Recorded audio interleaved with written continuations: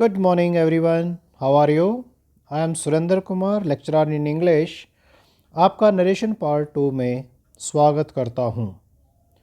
Students, narration part 1 में हम जो टेक्निकल पॉइंट्स हैं नरेशन को लेकर, डायरेक्ट इनडायरेक्ट को लेकर, वो हम कवर कर चुके हैं। अब हम प्रैक्टिस सेशन की ओर मूव कर रहे हैं। अब हम ज़्यादा बेहतर तरीके से अपने उन रूल्स को अप्लाई करना सीखेंगे जो रूल्स हमने पार्ट 1 में दिए हैं। तो स्टूडेंट्स, अगर आपने पार्ट 1 नहीं देखा है, नहीं सुना है, अगर आप उसको बहुत जल्दी जल्दी कवर कर गए हैं, तो आपसे एक रिक्वेस्ट रहेगी कि आप नरेशन पार्ट 1 को बहुत अच्छे तरीके से समझ लें। अगर एक बार आप उसको समझ गए तो पार्ट 2 आपको आसान हो जाएगा, और जब हम पार्ट 3 में जाएंगे तो और ज़्यादा आसानी हमारे सामने होगी। तो चलिए हम आगे मूव करते हैं। तो सबसे पहले हम लेंगे असर्टिव सेंटेंसेस, यानी ऐसे सेंटेंसेस जिनमें क्वेश्चन मार्क नहीं है और जिनमें नॉट का यूज़ भी नहीं है। और स्टूडेंट्स, यहाँ पर मैंने आपके लिए एक 3 स्टेप्स फार्मूला की पर विचार किया और उसे सोचा कि आप इस 3 स्टेप्स फार्मूला को अगर आप अप्लाई करें तो आप बहुत जल्दी एफिशिएंसी हासिल कर सकते हैं डायरेक्ट को इनडायरेक्ट में बदलने में। चलिए देखते हैं। तो सबसे पहले आप ये जानिए आपके 3 स्टेप्स क्या होंगे।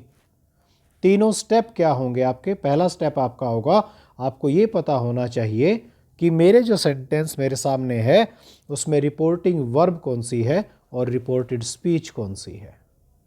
दूसरा आपका है कि आपको रिपोर्टेड स्पीच के टेंस को बहुत स्पष्ट क्लियर आइडेंटिफाई करना है। ऐसा ना हो कि आप उसका जो टेंस आइडेंटिफिकेशन है वो गलत कर लें, क्योंकि जब आप कन्वर्ट करेंगे इनडायरेक्ट में तो वो आप गलत कर सकते हैं। और स्टूडेंट्स, तीसरा सबसे इंपॉर्टेंट पॉइंट है कि आपको प्रोनाउंस का पता होना चाहिए, उसका पर्सन कौन सा है, यानी प्रोनाउन जो यूज़ हुआ वो फर्स्ट पर्सन में है, सेकंड पर्सन में है, थर्ड पर्सन में है, एज सब्जेक्ट यूज़ हो रहा है, एज ऑब्जेक्ट यूज़ हो रहा है। यानी ये आपको पता चल जाना चाहिए कि प्रोनाउन कौन सा है और कौन से पर्सन का प्रोनाउन है और कहाँ पर यूज़ हो रहा है। चलिए आगे चलते हैं। अब इसी चीज़ को हम और आसान करने की कोशिश करते हैं। मैं एक एग्जाम्पल ले रहा हूं। पहला example, Roma said she is suffering from fever. अब देखो 3 स्टेप फॉर्मूला पे चलते हैं। नंबर 1 पे मैंने लिखा है फर्स्ट स्टेप, यानी रोमा सेड हमारी रिपोर्टिंग वर्ब है, she is suffering from fever हमारी रिपोर्टेड स्पीच है। पहला पॉइंट क्लियर, यानी ये पॉइंट हमने बिल्कुल क्लियर समझ लिया कि इन्वर्टेड कॉमास का जो पार्ट है वो रिपोर्टेड स्पीच है और बाकी जो पार्ट है वो रिपोर्टिंग वर्ब है। अब रिपोर्टिंग वर्ब में टेंस देखिए, सैड SAID नेचुरल है, पास्ट टेंस है। She is suffering from fever, तो इज सफरिंग कौन सा टेंस है, प्रेजेंट कंटिन्यूअस टेंस। और तीसरा पार्ट है हमारा कि हमें समझना है कि प्रोनाउंस कौन से हैं और किस पर्सन में है।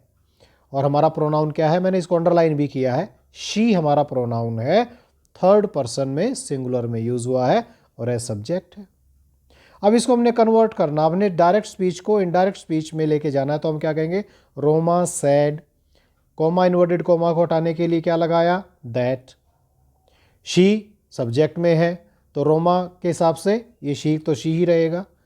इज सफरिंग यानी प्रेजेंट कंटिन्यूस को हम किस में बदलेंगे, पास्ट कंटिन्यूस टेंस में। और पास्ट कंटिन्यूस में क्या हो जाएगा, वॉज सफरिंग फ्रॉम फीवर आपका ऐसा रहेगा। अब ध्यान दें कि इन्वर्टेड कोमास सब हट गए हैं, लास्ट में जाके फुल स्टॉप लग गया। उम्मीद है पहला सेंटेंस आपको समझ में आ गया होगा, नहीं तो हम अगले सेंटेंस पे भी चलते हैं।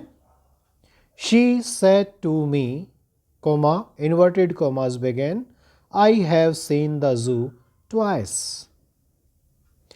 अब अगेन पहला step, she said to me हमारी रिपोर्टिंग वर्ब है, I have seen the zoo twice reported speech है। यानी मैं रिपोर्टिंग वर्ब को मैंने लिख दिया अब RV और रिपोर्टेड स्पीच को मैंने लिख दिया RS। ये पहचान हो गई। रिपोर्टिंग वर्ब में कौन सा टेंस है हमारा, पास्ट टेंस है, सेड सेकेंड फॉर्म, और रिपोर्टेड स्पीच में कौन सा टेंस है? हैव सीन, यानी प्रेजेंट परफेक्ट टेंस। अब देखिए, शी मैंने अंडरलाइन भी किया हुआ है, बोल्ड भी किया हुआ है, तो थर्ड पर्सन है, सब्जेक्ट है। मी फर्स्ट पर्सन है, ऑब्जेक्ट है। और रिपोर्टेड स्पीच में जाएंगे तो आई कौन सा पर्सन है? फर्स्ट पर्सन, और आई को हमेशा सब्जेक्ट में यूज़ करते हैं। अब सॉल्यूशन देखो, इतना सब कुछ जानने के बाद जैसे जैसे आप प्रैक्टिस करेंगे ना, वैसे वैसे आप जानते चले जाएंगे। अब हम सेड टू को बदल देंगे टोल्ड में, क्योंकि क्वेश्चन मार्क नहीं है ना, तो she told me that. To me नहीं लगाना, ध्यान से सुन लें, शी टोल्ड टू मी नहीं करना है आपने, सेड टू को बदलेंगे टोल्ड में। She told me that she. अब प्रेजेंट परफेक्ट टेंस को हम किस में बदलेंगे? पास्ट परफेक्ट में। शी, अब आई देखो, आई को मैंने बदला शी के हिसाब से, आई फर्स्ट पर्सन है ना, तो सब्जेक्ट के हिसाब से बदल दिया। She had seen the zoo twice. चलिए आगे चलते हैं। तीसरा example, the farmer said it has been raining for 2 hours। तो reporting verb the farmer said, reported speech it has been raining for 2 hours। Farmer said past tense, has been raining present perfect continuous tense, has been raining present perfect continuous tense. और आगे चले तो it third person है, तो इसको कभी change करते ही नहीं है। The farmer said that it had been raining for 2 hours।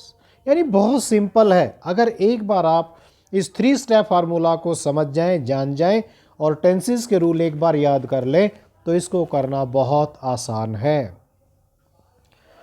Example 4। अब ये स्टूडेंट्स, मैं आपको 3 स्टेप्स मैं नहीं बताऊंगा, 3 स्टेप्स मैंने आपके लिए खाली छोड़ दिए हैं। 3 स्टेप्स आपको खुद बताने हैं, खुद करने हैं। Rahim said to me I took the breakfast in the morning. आपको सब पता है, सेड टू के नीचे मैंने जो है अंडरलाइन किया, उसको बोल्ड किया, तो इसमें बदल दिया टोल्ड में। Rahim told me that he had taken the breakfast in the morning. अब स्टूडेंट्स ये बताओ, हैड टेकन मैंने क्यों किया यहाँ पर? क्योंकि मेरा जो डायरेक्ट में जो सेंटेंस था टुक, टुक है simple past tense, take took taken, तो टुक सिंपल पास्ट टेंस, तो सिंपल पास्ट को जब हम चेंज करेंगे तो हम पास्ट परफेक्ट में चेंज करते हैं, इसलिए had taken the breakfast in the morning. Example 5। He said to me, I saw Ram last night। तीनों पॉइंट्स आपने जानने हैं, मैंने आपको इंडिकेशन भी दे रखे हैं, केवल अब आपने अपने आप दिमाग की जो है ट्यूनिंग इसी हिसाब से करनी है। He told me that he had seen Ram the previous night। तो लास्ट नाइट को हम चेंज करेंगे प्रीवियस नाइट में। तो स्टूडेंट्स, असर्टिव सेंटेंसेस के बाद हम बात करते हैं इंट्रोगेटिव सेंटेंसेस की, यानी क्वेश्चन मार्क सेंटेंसेस की। यहाँ स्टूडेंट्स आपको थोड़ा सा एक्स्ट्रा कॉशियस होने की आवश्यकता है, थोड़ा सा ज़्यादा सावधान होने की आवश्यकता है। और क्यों है वो मैं भी आपको बताता हूँ। वो इसलिए है क्योंकि हमारे कुछ सेंटेंसेस जो हैं वो आपकी हेल्पिंग वर्ब से शुरू हो जाते हैं। हेल्पिंग वर्ब कौन कौन सी हैं? Do, does, did, is, am, are, was, were, has, have, had, will, shall, can, could, may, might, इस तरह से। तो ये हेल्पिंग वर्ब से जब वाक्य आपका शुरू होता है तो उसमें जो है अलग तरीका लगता है, और WH क्वेश्चन जब आएंगे तो मैं आपको बताऊंगा वहाँ अलग तरीका लगेगा।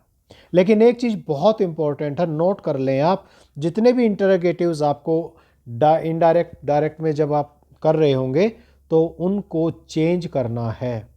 यानी अगर डायरेक्ट में आपका इंटरोगेटिव है तो उसको आपने अफर्मेटिव में चेंज करना है। कैसे करना है ये देख लेते हैं। अब इंटरोगेटिव जो हेल्पिंग वर्ब से शुरू होते हैं, जैसे ही said to me are you coming, पीछे देखो क्वेश्चन मार्क लगा हुआ है, आर से शुरू हुआ यानी हमारा हेल्पिंग वर्ब से शुरू हुआ। तो reporting verb reported speech, past tense और interrogative present continuous tense. He third person subject, ठीक है ना, me first person object, you second person subject. Solution देखो क्या है। अब क्वेश्चन मार्क है ना, क्वेश्चन में हमेशा पूछा जाता है, क्वेश्चन में हमेशा पूछा जाता है और पूछने के लिए आस्क वर्ड लगाते हैं और आस्क की सेकंड फॉर्म आस्क्ड। तो हमने सेड टू को किस में बदल दिया, आस्क्ड। ही आस्क्ड मी। अब देखो हम उन सेंटेंसेस में जब कोमा इन्वर्टेड कोमा हटाते थे तो दैट लगाते थे, लेकिन यहाँ पर क्योंकि ये हेल्पिंग वर्ब से शुरू है तो हम इफ़ लगाएंगे। क्या लगाएंगे, इफ़। तो ही आस्क्ड मी इफ़। अब यू सेकंड पर्सन है, यू सेकंड पर्सन है और सेकंड पर्सन को किसके हिसाब से चेंज करेंगे, ऑब्जेक्ट के हिसाब से। तो मी के हिसाब से सब्जेक्ट क्या बनेगा, I. If I are coming, are present continuous, past continuous में वॉज कमिंग। और देखो उसके बाद क्वेश्चन मार्क हमारा हट गया है। He asked me if I was coming. आगे देखते हैं। The doctor said to me are you feeling well today. 3 step formula आपने देखना है। केवल आप ध्यान देंगे कि हेल्पिंग वर्ब से क्वेश्चन मार्क शुरू हो रहा है, are you feeling well today. तो द डॉक्टर क्वेश्चन पूछा है, आस्क्ड मी इफ। अब यू सेकंड पर्सन है तो मी के हिसाब से सब्जेक्ट बना दो I. Was feeling well today का दैट डे। एग्जाम्पल 2 देख लेते हैं। She said to her father may I go to the swimming pool tonight. May से शुरू हुआ तो she asked her father if. I को देखो फर्स्ट पर्सन है तो सब्जेक्ट शी के हिसाब से बदल देंगे, शी हो जाएगा इफ शी। मे का might go to the swimming pool tonight that night. Vinita said to Simran did you attend the marriage yesterday. Vinita अब नेचुरल है, क्वेश्चन मार्क है तो क्या होगा, आस्क्ड सिमरन इफ। अब यू सेकंड पर्सन तो सिमरन के हिसाब से बदल दो she. Did simple past, had attended the marriage party the previous day. तो WH क्वेश्चन, अब थोड़ा सा चेंज यहां भी आएगा। अब WH क्वेश्चन में क्या चेंज आएगा, पहली बात तो WH क्वेश्चन को जानो क्या होते हैं, जो WH वर्ड से शुरू होते हैं और what, when, why, where, how भी इसमें आता है। और इसमें हम इफ और दैट का यूज नहीं करते, हम क्या करते हैं ये जान लो। The teacher said to me why are you making a noise. The teacher said to me why are you making a noise. Question mark है, वाई से शुरू हुआ है। The teacher asked me. अब देखो वाई से ही अब हम हटा देंगे तो वाई को वाई रखेंगे। केवल हम क्या करेंगे, आर जो ये हेल्पिंग वर्ब है ना, इससे पहले सब्जेक्ट बना देंगे। अब यू मी के हिसाब से चेंज करो, आई बन जाएगा। Why I was making a noise. अब हमारा क्वेश्चन भी हट गया, अब हमारी सारी लाइनें जो हैं वो क्लियर हो गई हैं। तो आप इसको इस तरह से चेंज कर सकते हैं। My mother said to her what do you want. My mother asked her, what का व्हाट ही रहेगा, केवल डू हम हटा, डू की जगह हम क्या करेंगे, डू को हटाएंगे, यू को किसके अनुसार, हर के अनुसार चेंज करेंगे।